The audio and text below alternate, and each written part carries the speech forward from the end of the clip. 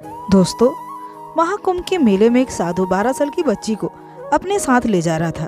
उसके बाद उसने जो बच्ची के साथ किया उसे जानकर आपके होश उड़ जाएंगे। मगर तभी गंगा मैया ने और भोले शंकर ने मिलकर एक ऐसा चमत्कार किया जिसे जानकर आप भी दंग रह जाएंगे। तो दोस्तों, कहानी शुरू करने से पहले आप सभी से मेरी एक छोटी सी गुजारिश है, अगर कहानी जरा सा भी पसंद आए तो वीडियो को लाइक करके चैनल को सब्सक्राइब जरूर कर ले। तो चलिए चलते हैं कहानी की ओर।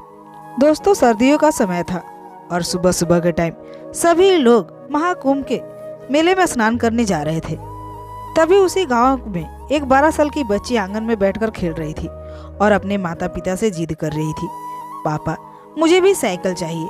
मेरी सभी सखियों के पास साइकिल है, बस मेरे पास नहीं है। अब जो मोनिका थी वह साइकिल के लिए जिद कर रही थी, मगर उसके पिताजी एक किसान थे। वह खेती बाड़ी करके थके हारे घर लौटे थे, इसलिए उन्होंने अपनी बच्ची को समझाते हुए कहा, बेटा साइकिल हम तुझे बाद में दिला देंगे, अभी नहीं। अब जो मोनिका की माँ थी वह भी अपनी बच्ची को समझाते हुए कह रही है, बेटा अभी पापा की हालत ठीक नहीं है, हम तुम्हें बाद में साइकिल खरीद देंगे। मोनिका को अपने माता पिता की बातें समझ में कहाँ आ रही थी, वो तो बस जिद किए जा रही थी और वह जोर जोर से रोने लगी। इस पर उसके पिता रामलाल ने उसे डांट दिया और डांटते हुए कहा, इतनी सी बात पे ऐसे कौन रोता है, चुप हो जाओ तुम। जब मोनिका उनकी बात को नहीं मानी और जोर जोर से रोने लगी तो रामलाल ने उसे एक कमरे में ले जाकर बंद कर दिया। अब जो मोनिका थी वह कमरे के अंदर ही सिसक सिसक कर रोने लगी। वह बेड पर पड़े खूब जोर जोर से रो रही थी। उसे लगने लगा कि उसके माता पिता उससे प्यार नहीं करते। कुछ देर रोने के बाद जो मोनिका थी उसके दिमाग में खुरफात चलने लगा। वह सोचने लगी, अगर मैं घर से भाग जाऊं तो शायद मेरे मम्मी पापा को मुझ पे प्यार आ जाए और वो मुझे साइकिल चुपचाप दिला दें। यही सोचकर मोनिका घर से भागने की तैयारी करने लगी। मोनिका खिड़की के सहारे बाहर कूद जाती है और भागने लगती है। वह नंगे पांव ही चल देती है। वह घर से निकल तो गई थी, मगर उसे समझ नहीं आ रहा था कि वो कहाँ जाए। तभी उसके मन में विचार आया, क्यों ना वो अपनी सहेली के घर चली जाए। वह अकेले ही जा रही थी। रास्ते में गिने चुने लोग ही नजर आ रहे थे।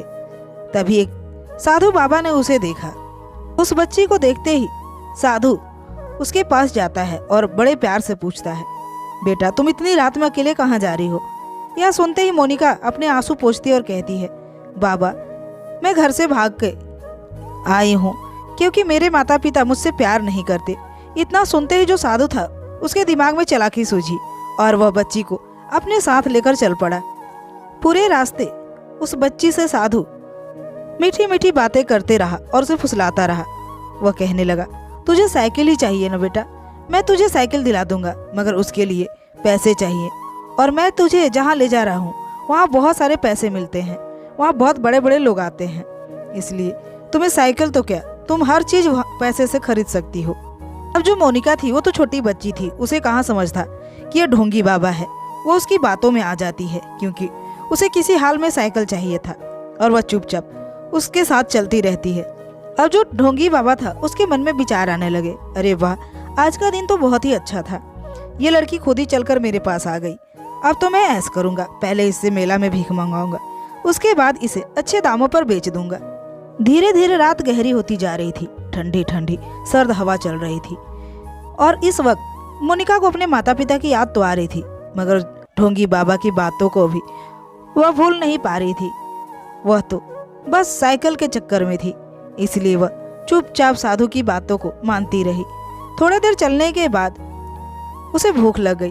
तभी मोनिका ने कहा, बाबा मुझे बड़ी जोरों की भूख लगी है। यह सुनकर बाबा को गुस्सा तो आया, मगर वह मुस्कुराते हुए कहा, बेटा मैं जरूर तुम्हें खाना खिलाऊंगा, चलो थोड़ी देर और आगे चलते हैं, कहीं ना कहीं दुकान पे खाना मैं खिला ही दूंगा। अब थोड़ी देर चलने के बाद एक ढाबा दिखा, उस पर बाबा गया और उसके लिए खाना लेकर आया, मगर उस खाने में कुछ नशीली दवाइयाँ मिला दी, जिसको खाते ही मोनिका की आंखें भारी भारी होने लगी, उसके सर चकराने लगे और फिर वो बेहोश हो गई। जब उसे होश आया तो उसने अपने आप को भीड़ भाड़ इलाके में पाया, जहाँ साधु संत गंगा स्नान कर रहे थे और जगह जगह मंत्र उच्चारण हो रहे थे। यह देखकर उसे समझ नहीं आ रहा था कि वह कहाँ आ गई, मगर फिर भी वह साधु के साथ थी, इसलिए बड़ी खुश थी क्योंकि साधु बाबा ने कहा था कि मैं तुझे साइकिल दिलाऊंगा। अब वह बार बार पूछ रही थी, बाबा साइकिल कब मुझे दिलाओगे? और बाबा हम कहाँ आ गए, यहाँ इतनी भीड़ क्यों है? अब इस पर ढोंगी बाबा कहने लगा, ये महाकुंभ का मेला है और अब हमें यहीं रहना है और तुम अपने काम पे लग जाओ। इतना सुनते ही मोनिका कहने लगी, बाबा कैसा काम? तब वो कहने लगा, जाओ उस कोने में बैठ जाओ और अपने हाथ फैलाकर भीख मांगो। यह सुनकर मोनिका डर गई और रोने लगी और कहने लगी, बाबा लेकिन मैं भीख नहीं मांगूंगी।